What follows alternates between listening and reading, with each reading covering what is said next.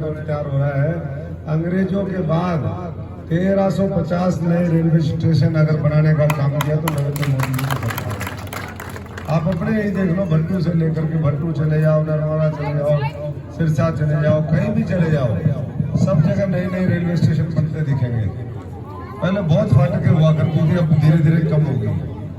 और इन फाटकों को पूरी को खत्म कर दे। मानव रहित जो फाटक है अपने आप बंद हो, अपने आप ट्रेन आए, उससे जो है एक्सीडेंट की घटनाएं कम हो जाएंगी।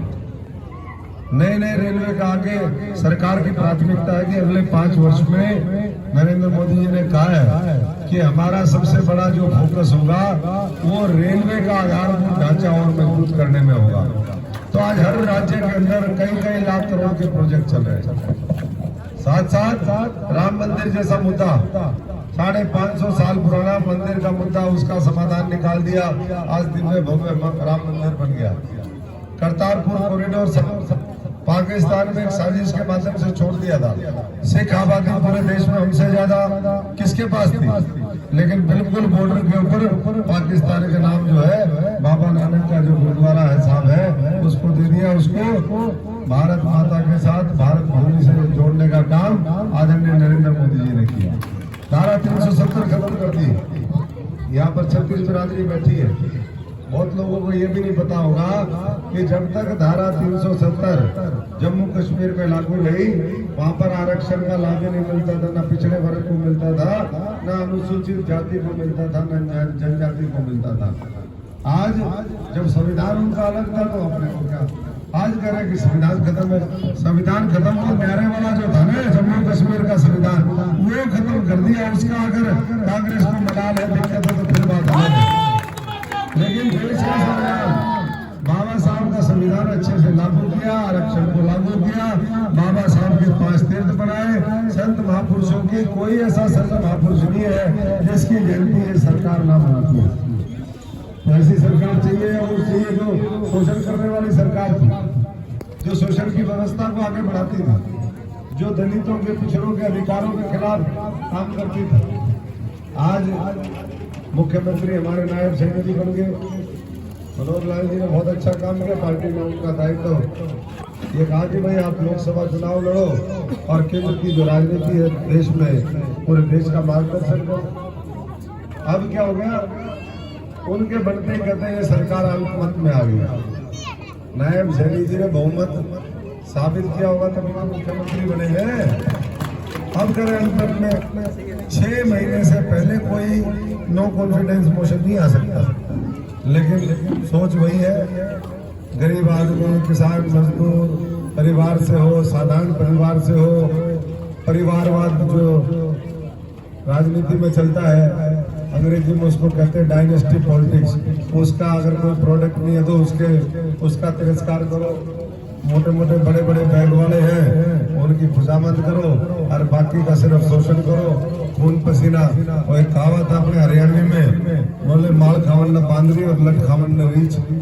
तो जब काम करना हो तो आप और हमारे जैसे लोग यहाँ आ जाते हैं, और जब टिकट बांटनी तो किसी और को। लेकिन इस बार और उल्टा हो गया। इस बार एक दूसरे को धक्के से टिकट दिलवा के लेकर आए सारे। टिकट कोई नहीं लेना चाहता। मोदी जी के सामने जो है किसी की हिम्मत नहीं पड़ रही लोकसभा चुनाव में। इसलिए हमारे 60 दिन जब बीत गए, 10 दिन पहले टिकट अनाउंस करी है, और 10 दिन में कितना क्या कर लेंगे। हर चीज की एक प्रक्रिया होती है। बीज जमीन में बोओगे, अंकुरित होगा, तब जाकर के जो है उससे प्योर निकलेगी और चीजें होंगी तैयार। ऐसा थोड़ी है कि आज आपने बीज बोया और कल जो है फसल ले लाने। कितना भी कोई बढ़िया से बढ़िया उन्नत बीज हो, उसमें मौसम का तो रोल होता है ना, ऐसे इसका भी रोल है।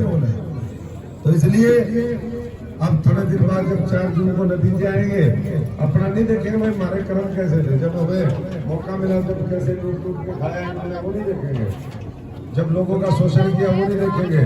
जब हरियाणा को जलाने बांटने का काम किया वो नहीं दिखेगा इनको। फिर कहेंगे मशीन खराब थी, ईवीएम खराब थी जी। तो इस बार भाई इनकी मशीनों की भी जांच हो जानी चाहिए। इनकी जो इंसानी रूपी मशीन है, जो जिसके ऊपर परमात्मा की कृपा नहीं हो रही, जो खराब हो चुकी है, इसकी सर्विस भी इस बार अपन लोग मिलकर करेंगे 4 जून के बाद। तो इसलिए पूरे ताकत के साथ नरेंद्र मोदी जी का सहयोग करिए, विकसित भारत बनाने में उनका पूरा हम सफर बन करके चलिए। ये देश तरक्की करेगा तो मानावाली भी तरक्की करेगा, ये हमारा रतिया, ये फतेहाबाद सब तरक्की करेगा। और अगर निर्भाग लोग बैठ गए, वैसे तो बैठने का कुछ नहीं, 400 पार जब हो रही है, 400 कमल खिलाओगे, सिरसा से भी आप मजबूती से अपनी केंद्र की सरकार में हिस्सेदारी डालोगे तो वैसे ही सब कुछ होगा। लेकिन अगर ठीक आदमी को मौका मिलता है तो ठीक दिशा में देश को लेकर के जाता है, और अगर गलत आदमी को मौका मिलता है तो देश को वो पीछे ले जाता है। तो मैं तो सबसे यही आग्रह करूंगा कि 3-4 दिन बचे हैं, 3-4 दिन बचे हैं, सब लोग पूरी ताकत लगाइए, अपना एक एक वोट वो कमल के निशान के बटन के सामने डालिए, ताकि हम अपने इस इलाके को और आगे लेकर के जा सके, गांव का विकास कर सके, आप सबका भला कर सके। और यही हमने पिछले 15 वर्षों में लगातार कोशिश करी। आपको ना छोड़ के भागे, लोग छोड़ करके भाग जाते हैं। 20-20 लाख 30-30 लाख लोगों को धोखा देते हैं, यहाँ से वो हुए, उसके बाद अम्बाला भाग जाते हैं, अम्बाला में खराब कर देते हैं, लोगों के मन से उतर जाते हैं, तो फिर बोले भाई सिरसा चलो। अब सिरसा से हरा दोगे तो पाकिस्तान चलो। अब तो यही आगे की तरफ बढ़ सकता है भाई, इसके आगे तो मामला जो है।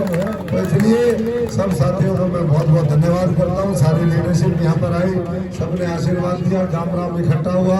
नौजवान जो है अगले 2-4 दिन दे दीजिए भाई, आप भी आने वाले समय में और मजबूती से कुछ करने लायक होंगे, हम भी और मजबूती से सेवा करेंगे और मिलकर अपने देश प्रदेश को मोदी जी के नेतृत्व में आगे बढ़ाएंगे। सब यहाँ पर पहुंचे, आप सबका बहुत बहुत धन्यवाद। भारत माता की जोर से बोलो, भारत माता की जय श्री राम, जय श्री राम।